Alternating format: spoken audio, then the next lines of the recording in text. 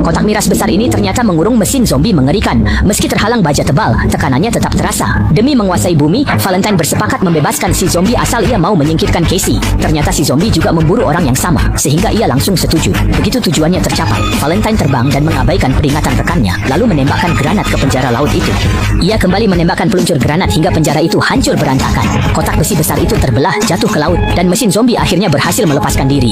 Di bawah tatapan Valentine, mesin itu perlahan muncul dari laut dengan langkah yang sangat berat. Kini, ia memburu Casey untuk membalas pengkhianatannya. Casey mulai merasakannya, namun sebelum sempat bereaksi, sekelompok pemulung tiba-tiba menerobos masuk dan menyandera mereka.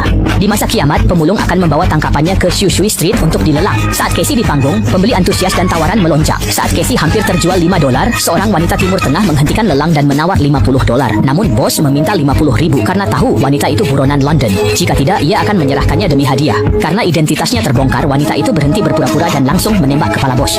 Anak buah bos mendekat, tapi tak berdaya melawan wanita berbaju merah itu. Sekejap, mereka dikalahkan hingga tewas atau luka parah. Sadar, wanita itu menolong. Casey membantu Tom melepas borgol untuk melawan balik. Para pemulung pun kabur membawa rumah mereka. Namun, zombie mekanik tiba-tiba muncul dan menatap tajam Casey. Barat. Mereka menjanjikan sebuah show.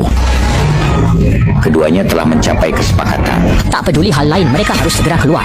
Keduanya memanjat rumah, sementara zombie mekanik membuntuti lalu melompat ke atas. Mereka ketakutan saat zombie mendekat. Di saat kritis, peluru granat meledakkannya. Wanita berbaju merah di pesawat datang menyelamatkan. Ia menyuruh keduanya naik. Tom yang terluka dibantu dulu, namun si wanita justru meninggalkan Tom usai mengangkat Casey. Casey pun marah dan melawannya. Abaikan protesnya, ia melempar tali ke Tom. Sebelum zombie tiba, Tom melompat menangkap tali, namun ujungnya terinjak sendiri. Ia menarik tali kuat-kuat hingga pesawat hampir jatuh.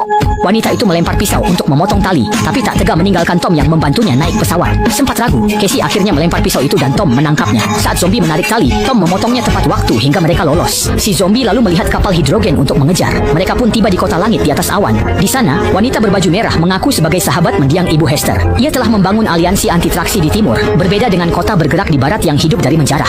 Negeri Gunung Timur telah bertahan ribuan tahun, mencintai damai dan peradaban agraris. Berabad-abad, banyak kota bergerak barat gagal merebutnya di luar tembok besar. Baru-baru ini, aliansi anti-traksi tahu Valentine, penguasa London, merakit ulang komponen teknologi kuno.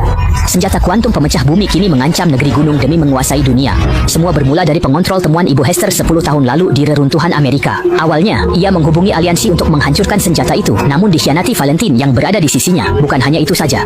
Saat perampasan, Ibu Hester dibunuh kejam. Hester pun nyaris tewas oleh pelaku tanpa ampun. Berkat pengorbanan ibunya, ia lolos meski pipinya cacat permanen. Ia lalu terlunta-lunta di alam liar hingga diselamatkan Shrike, zombie mekanik yang memungut peninggalan ibunya. Bertahun-tahun Shrike mengasuhnya bak ayah, membuktikan sisi baik di balik sosok seramnya.